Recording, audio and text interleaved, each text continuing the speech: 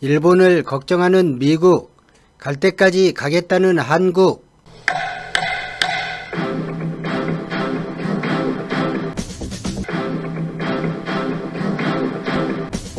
아파치 가디언, 이거 제가 비행할 줄 압니다. 특전사 김대희가 중대장에게 말했습니다. 저도 가능합니다. 중대장 이중령이 손을 든 대원을 보았습니다. 너희가 언제 헬기 조종법을 배웠다는 거냐? 그리고 설령 비행할 줄 안다 해도 대공망에 바로 격추될 수 있다는 걸 몰라? 이중령은 김대희와 손대희에게 말했습니다. 이중령의 말에 김대희와 손대희가 침묵했습니다. 어디서 배웠는데? 시뮬레이션 게임장에서 배웠습니다. 김대희가 우렁차게 대답했습니다. 저도 그렇습니다. 손대희도 씩 웃으며 대답했습니다. 헐, 이중령은 기가 막혀 말이 나오지 않았습니다. 시뮬레이션 게임을 하면서 배운 것으로 실물 아파치 헬기를 조종할 수 있다고 말하다니 이중령이 손가락으로 땅을 가리켰습니다. 충성하는 구호소리와 함께 두 명의 대위가 바닥에 머리를 박았습니다. 머리를 박은 채로 김대희가 말했습니다. 중대장님, 한번 테스트 해보시고 혼내도 괜찮지 않습니까? 손대희도 한마디 거들었습니다. 미군 아파치 헬기 조종사도 그 게임 마니아에서 자주 어울렸는데 똑같다고 했습니다. 이중령이 말했습니다. 좋아, 일어서. 충성하는 구호와 함께 두 대위가 일어섰습니다. 경납고 한편의 조종사 대기실에는 친절하게 킥박스라는 글씨와 사물함이 있었습니다. 헬기를 경납고 밖으로 이동시키고 이중령이 말했습니다. 김대희, 너부터 해봐. 자신 없으면 지금이라도 그만두고. 김대희는 자신만만하게 헬기에 올랐습니다. 시동이 걸리자 중대원들 모두 기대를 하였습니다. 프로펠러가 돌고 헬기가 조금 뜨나 싶더니 좌우로 춤을 추기 시작했습니다. 특전사답게 모두 신속하게 헬기에서 멀어졌습니다. 추락을 모두가 염려할 때 헬기가 조금씩 안정을 찾았습니다. 위로, 아래로, 옆으로, 뒤로 많이 어설퍼 보였지만 헬기는 추락하지 않았습니다. 이게 말이 되나? 게임으로 배운 조종이 실전에서 먹힌다고? 이중령과 중대원들의 입이 벌어졌습니다. 귀국하면 나도 시뮬레이션 게임을 해야겠군. 모두가 그런 생각을 했습니다. 10여 분 정도 더 비행하다가 조금 엉성하지만 착륙에 성공했습니다. 김대희가 의기양양하게 헬기에서 내렸습니다. 어떻습니까? 이중령이 말했습니다. 야, 대단하긴 한데 그 실력으로 뭘 할 수 있겠어? 김대희가 말했습니다. 2~3시간 연습하면 될 것 같습니다. 점령은 했지만 적진에 버려진 것 같은 긴타이쿄 공항에서 위험한 비행 연습이 시작되었습니다. 그 사이 다른 헬기에서 통신을 감청해 자위대 특수부대의 이동 동향이 파악되었습니다. 2,000명의 자위대가 인근의 초등학교에 집결하고 긴타이쿄 공항을 노린다는 내용이었습니다. 공군에게 무기 장착 방법을 배우고 무기고를 열어 헬파이어를 헬기에 달았습니다. 기관포 탄약을 채우고 김대희와 손대희는 구글 지도에서 찾은 8km 정도 떨어진 목표물을 향해 비행에 나섰습니다. 어쩔 수 없는 느린 비행, 단 한 발의 대공포에도 목숨을 잃을 상황이지만 자위대 특전사 2,000명에게 공격을 받으면 어차피 결과가 같을 것이라는 김대희 주장에 이중령은 출격을 허락했습니다. 작은 섬에 지어진 긴타이쿄 공항에서 이와쿠시니 서쪽 방향으로 다리를 건너면 아타코 초등학교가 나오는데 이 초등학교 운동장에 일본 특전사 2,000명이 집결했습니다. 별 하나가 반짝이는 특전사 부사령관이 도열된 병사들을 보며 말했습니다. 파악된 정보로는 한국 특수부대가 개인화기로 사용하는 중화기 중 개량된 현궁이란 것이 있는데 대전차 용이기도 하고 헬기 격추용이기도 하다. 한중전쟁에서 중국군이 힘을 못 쓴 가장 큰 이유가 되기도 했다. 공항의 한국군은 200명 정도로 파악되고 있다. 탱크나 장갑차 그리고 헬기를 사용하지 못하지만 우리는 2,000명이라는 압도적 숫자가 있다. 이와쿠시니와 오타케시는 자위대가 장악하고 있고 한국군이 아무리 특수부대라 해도 200명 정도로 이와쿠시니와 오타케시를 도모할 수는 없다. 특전사 부사령관이 연설하고 있을 때 학교 너머 아파트에 사는 시민들이 늘어선 자위대원들 사진을 찍거나 동영상을 촬영했습니다. 2대의 아파치 헬기가 공항 쪽에서 날아오는 모습을 보였습니다. 특전사 부사령관이 헬기를 보았고 특수부대원들도 자연스럽게 헬기를 보았습니다. 우길기 표시가 선명한 자위대 헬기였습니다. 아파치 헬기 지원은 없다고 했는데 작전이 바뀐 것인가? 부사령관은 고개를 갸우뚱했지만 장거리 공중 공격이 가능한 헬기 지원을 반겼습니다. 헬기 소리가 조금 소란해지려던 찰나 아파치 헬기가 좌우로 거리를 벌렸습니다. 헬기의 동체가 약간 앞으로 기우는 듯 하더니 대전차 파괴용인 헬파이어를 쏘아대기 시작했습니다. 첫 발에 부사령관이 서 있던 연단이 날아갔고 자위대 특수부원들에게 퍼부어졌습니다. 헬파이어를 피해 도망치는 자위대원에겐 기관포 M230 체인건이 발포되었습니다.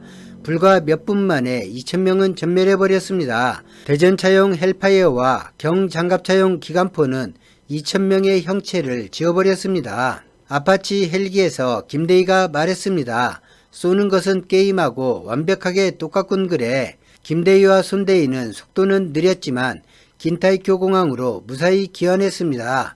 무사 귀환한 김대희와 손대희에게 중대원들은 진심으로 고마움을 느꼈고 환영해 주었습니다. 나는 이것이 더 신기해. 손대희가 김대희에게 말했습니다. 우리에게 단 한 발의 대공사격도 하지 않았다는 것 말이야. 자위대는 아군을 적으로 잘못 알아 발포하는 일을 방지하기 위해 레이더상에 분명하게 적기로 표시가 되거나 불분명한 비행체의 경우 교신으로 확인한 후 교전하도록 교전규칙이 정해져 있었습니다. 이와쿠니 씨가 떠나갈 만큼 큰 폭음이 울렸지만 자위대 대공 레이더엔 자위대 소속 비행체로 소속 부대와 조종사의 이력까지 뚜렷하게 나타났고 훈련인지 실전인지 적에 이용당하는지 알 수가 없어서 발포할 수 없었습니다.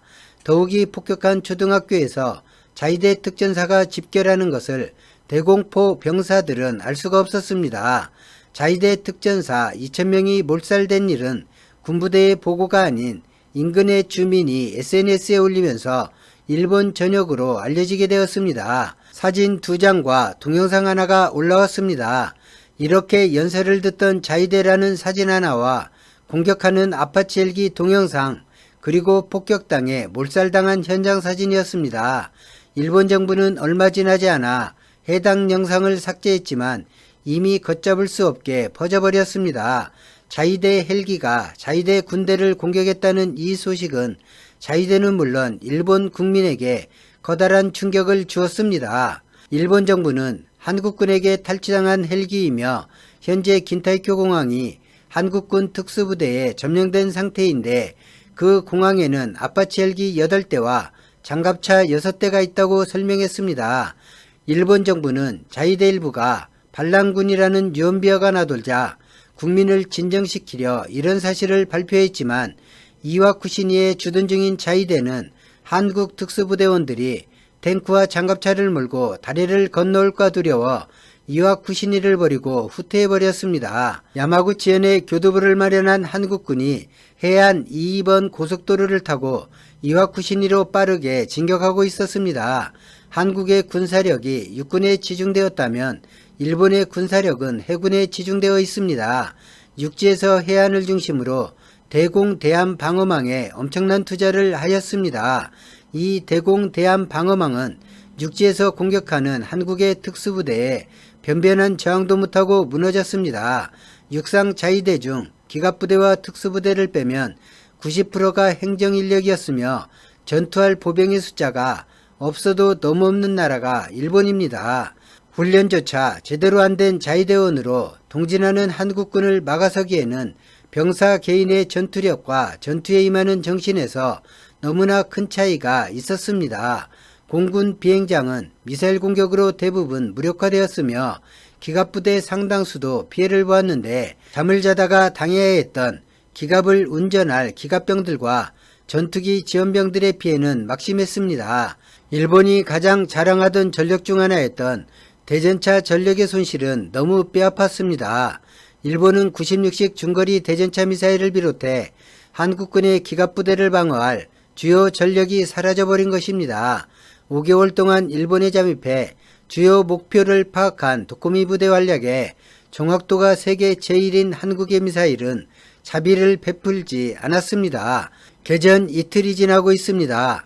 규시현이 완전히 장악되자 대한항공과 아시아나 민간 항공기까지 투입되어 군수품과 병력이 수송되었으며 한국에서 1시간 거리인 야마구치현 우베공항과 이와미공항으로 기갑부대가 수송되었습니다. 우베공항은 주일미군이 함께 쓰는 비행장이기도 했는데 주일미군은 조금도 관여하지 않고 지켜보기만 했습니다.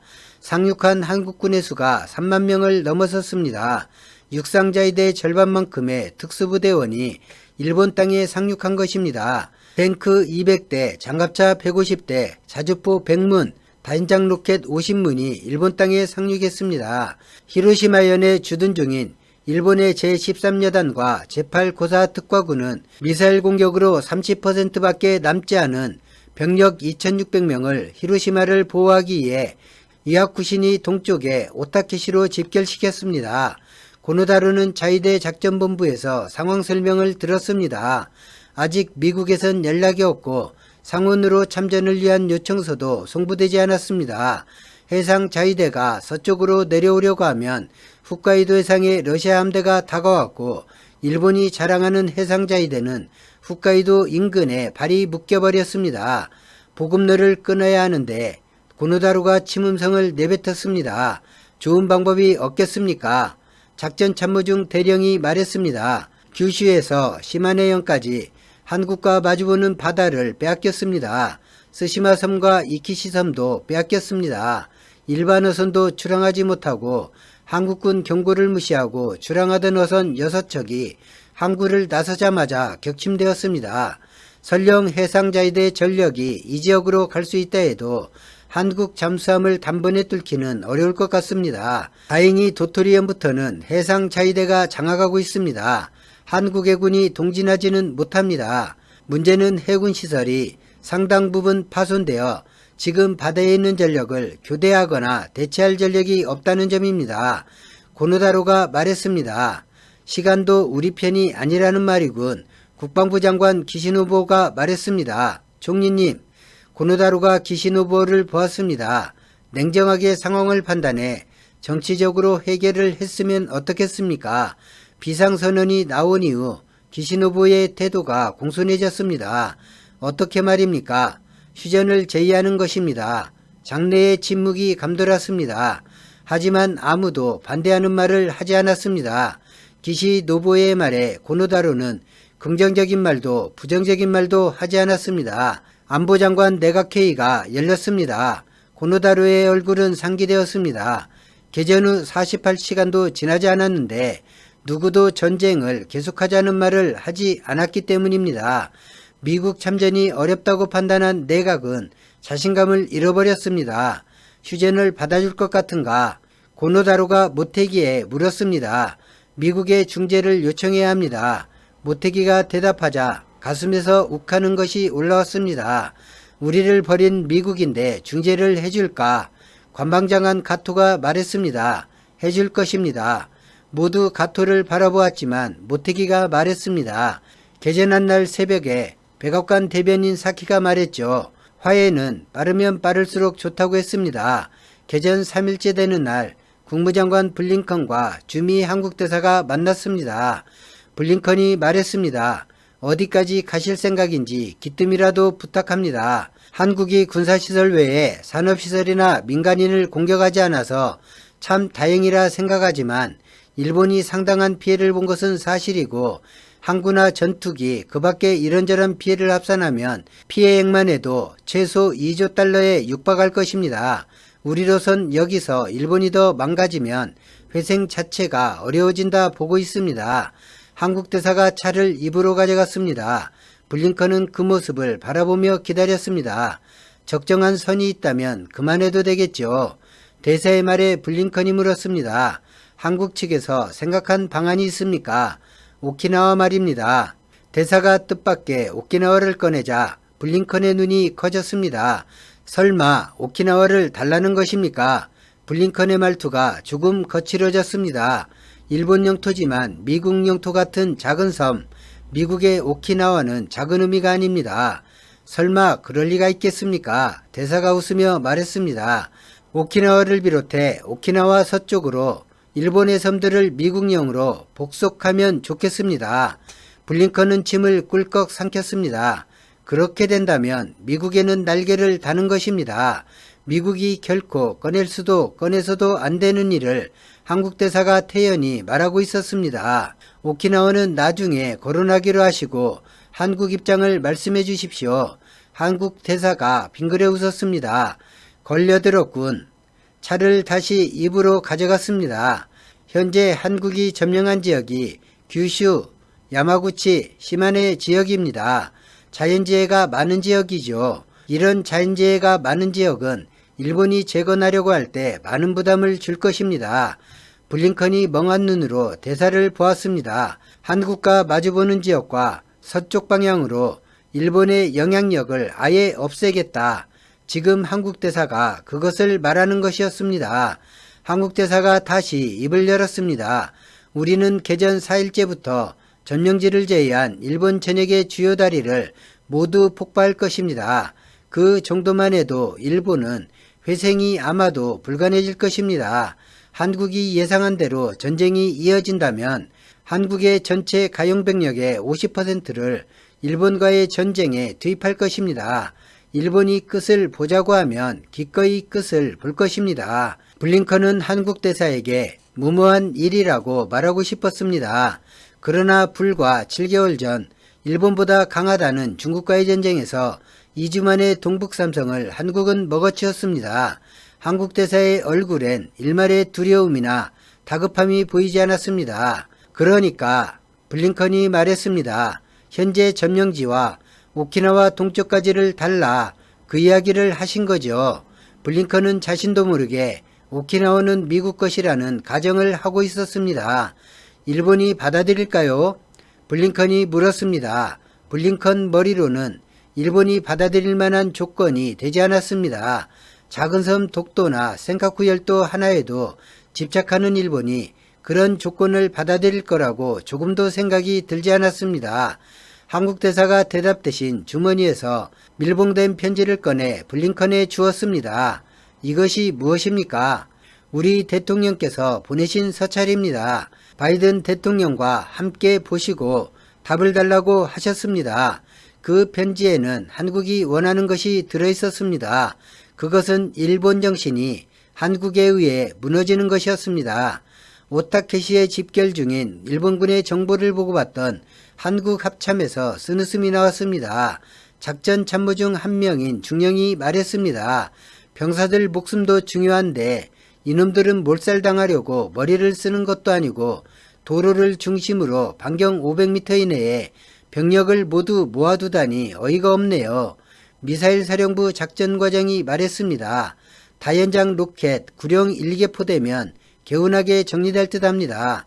위성이 찍은 일본군 편제는 병들끼리 전투할 때는 유용한 방어전술이었지만 미사일이 고도로 발달한 한국군에게는 죽여달라는 것과 조금도 다르지 않았습니다. 참모총장이 말했습니다. 우리 애들 목숨 하나가 저들 모두보다 귀합니다. 저 상태로 지상전이 벌어지면 우리 애들도 상당한 피해를 감수해야 합니다. 그럴 수는 없겠죠. 박대령, 참모총장이 미사일 부대 작전과장을 불렀습니다. 네, 지금 즉시 날려버리라고 전통 때려. 시간 끌 필요가 없겠지.